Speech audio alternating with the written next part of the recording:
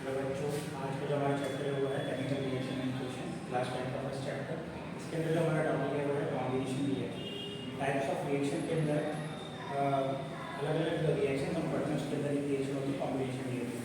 तो combination reaction होती क्या है, इसमें हम लिख सकते हैं दीज आर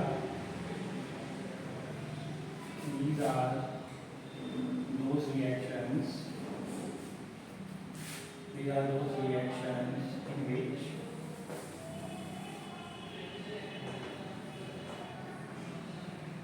two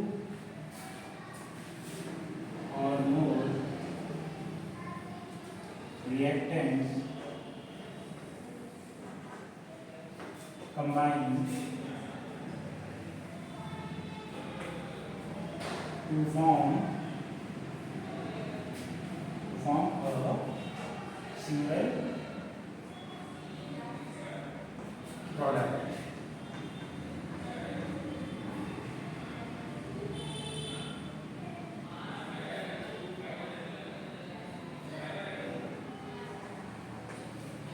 ऐसी रिएक्शन जिसके अंदर दो या दो से ज़्यादा रिएक्टेंट्स होंगे और वो दोनों मिलकर के कंबाइन हो गए, दो रिएक्टेंट कंबाइन होकर के सिंगल प्रोडक्ट हमें मिलेगा हमेशा, उस रिएक्शन से हम कॉम्बिनेशन रिएक्शन बोलते हैं। इस रिएक्शन को एक नाम से बहुत जानते हैं, वो क्यों है उसके बारे में जानते हैं। नेक्स्ट पॉइंट, जैसा कि हमने देखा कि रिएक्टेंट दो होंगे या दो से ज़्यादा हो सकते हैं, R1 R2 या R2 से भी ज़्यादा हो सकता है, R3 भी हो सकता है, 4 भी हो सकता है। जब दो या दो से ज़्यादा रिएक्टेंट्स कंबाइन होंगे और वहाँ पर हमें एक सिंगल प्रोडक्ट मिलेगा, क्या मिलेगा हमें एक सिंगल प्रोडक्ट, सिर्फ और सिर्फ एक सिंगल प्रोडक्ट हमें मिलेगा। ऐसे रिएक्शंस को हम क्या बोलते हैं, कॉम्बिनेशन रिएक्शन। तो इसी वजह से यहाँ पर क्योंकि रिएक्टेंट दो या दो से ज़्यादा कंबाइन हो रहे हैं, तो हम इस रिएक्शन को this reaction is also known as addition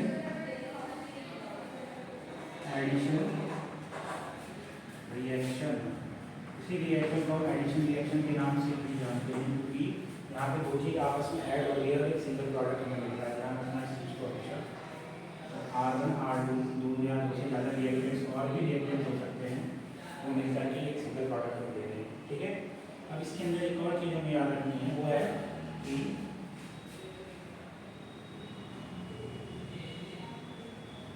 the combination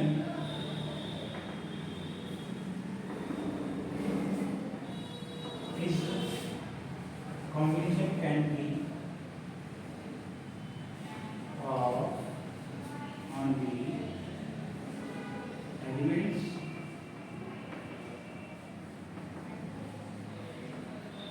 या तो कॉम्बिनेशन जो होगा R1 और R2 का, तो दोनों के दोनों क्या हो सकते हैं, दोनों के दोनों या तो एलिमेंट्स होंगे या फिर can be of only elements और ओनली कंपाउंड्स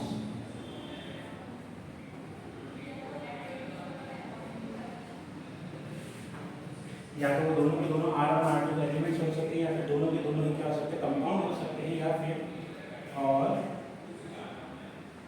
एन एलिमेंट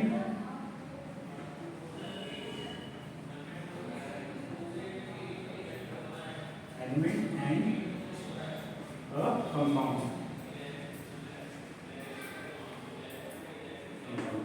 इसका कहने का मतलब ये है कि जो R1 और R2 हैं, ये दोनों के दोनों या तो क्या होंगे, एलिमेंट होंगे,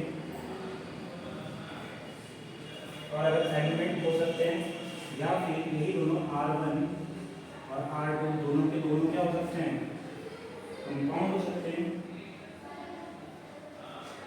या फिर R1 एक एलिमेंट होगा और साथ में जो R2 होगा वो एक कंपाउंड हो सकता है।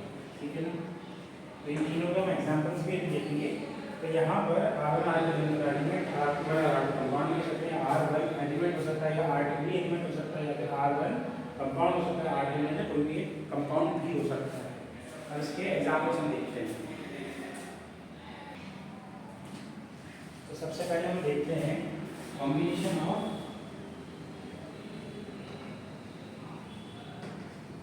combination of एलिमेंट्स, मतलब R1 और R2 दोनों क्या होंगे, एलिमेंट्स होंगे।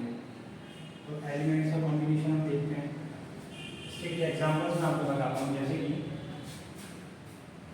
हाइड्रोजन H2+O2, हाइड्रोजन H2+O2, इससे हमें क्या मिलता है, H2O।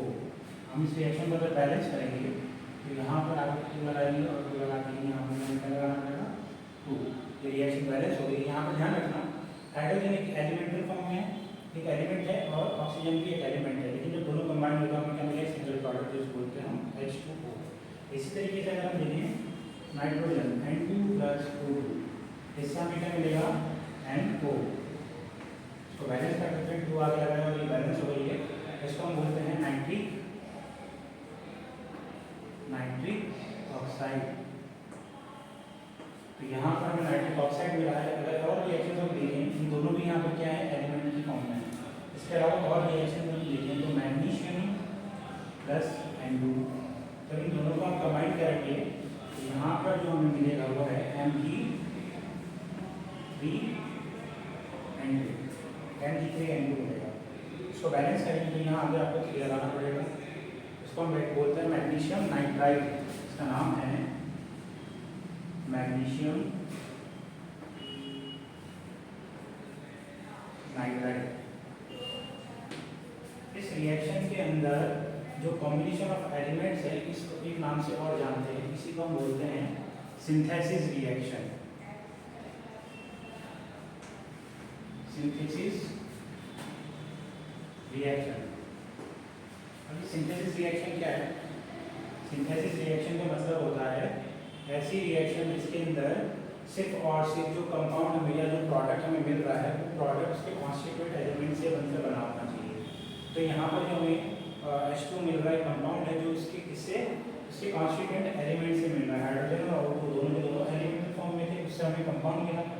NO जो हमें मिल रहा है कंपाउंड है जो उसके कॉन्स्टिट्यूएंट एलिमेंट से मिल रहा है, N2 से और O2 से। तो ये दोनों के दोनों क्या हो गए, इसके कॉन्स्टिट्यूएंट एलिमेंट्स हो गए।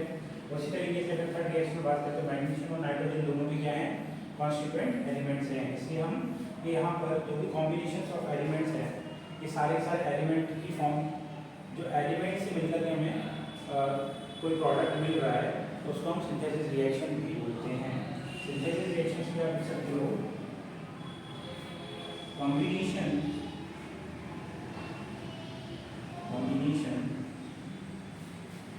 Involving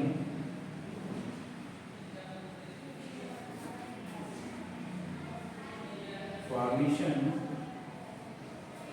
of compound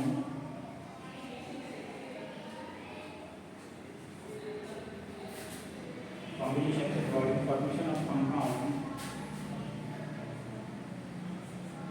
by the combination of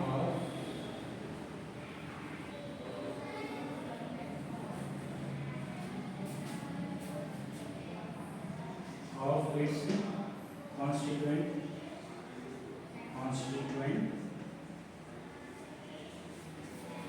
elements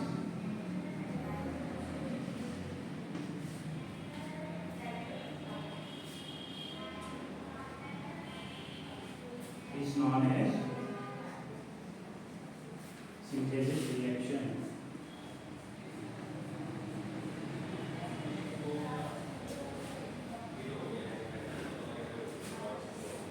ऐसी रिएक्शंस जिसमें सिर्फ और सिर्फ एलिमेंट्स जो है वो रिएक्टेंट में हैं और उनसे मिलकर के हमें कंपाउंड मिल रहा है तो उसको हम बोलेंगे synthesis reactions.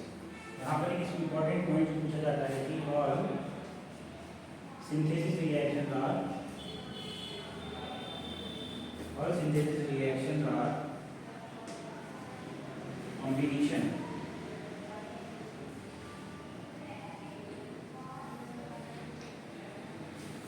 but all combination reactions are not synthesis reaction.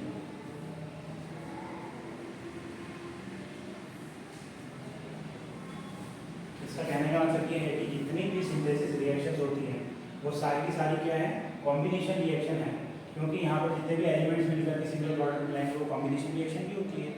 लेकिन सारी की सारी कॉम्बिनेशन रिएक्शंस जो हैं वो सिंथेसिस नहीं है, क्योंकि यहाँ पर सिर्फ और सिर्फ हमेशा एलिमेंट और एलिमेंट ही नहीं होंगे, यहाँ पर कभी कंपाउंड भी हो सकते हैं, या फिर यहाँ पर कभी कंपाउंड होगा और एक एलिमेंट होगा, तो वो रिएक्शंस भी कॉम्बिनेशन है, लेकिन वो सिंथेसिस नहीं है।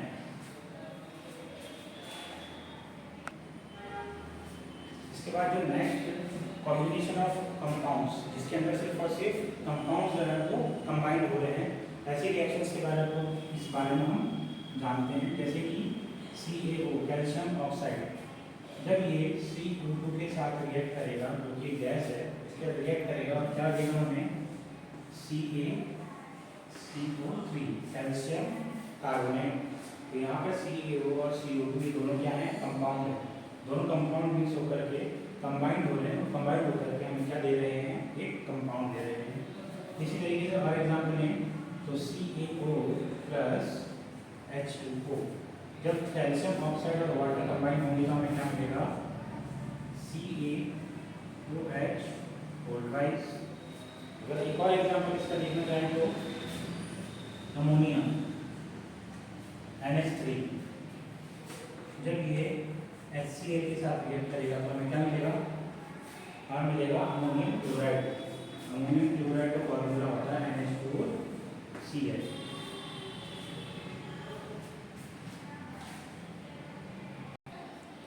इसके बाद जो नेक्स्ट है वो है combination of element and compound.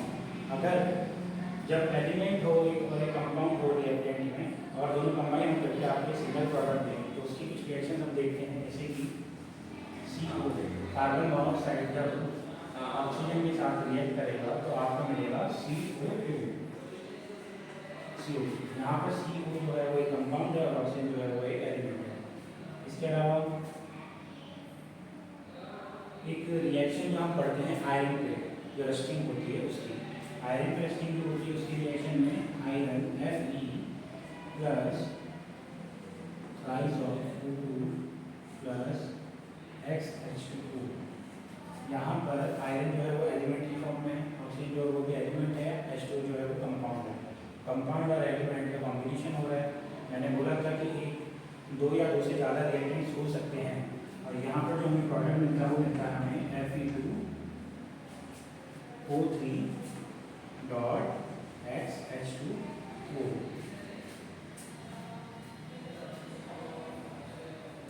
यहाँ पर इसको बैलेंस करेंगे, इसका आगे 4 लगा देना, यहाँ पर 2 लगा देना, ये रिएक्शन जो है वो बैलेंस हो जाएगी।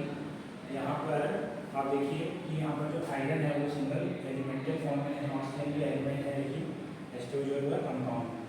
इस तरीके से आप समझ सकते हो जो कॉम्बिनेशन रिएक्शंस होती हैं। एक और एग्जाम्पल आप ले सकते हो, SO2 प्लस O2, जब SO2 और O2 रिएक्ट करेंगे तो आपको क्या मिलेगा, SO3। यहाँ पर SO2 जो है कंपाउंड है, O2 जो है वो एक एलिमेंट है।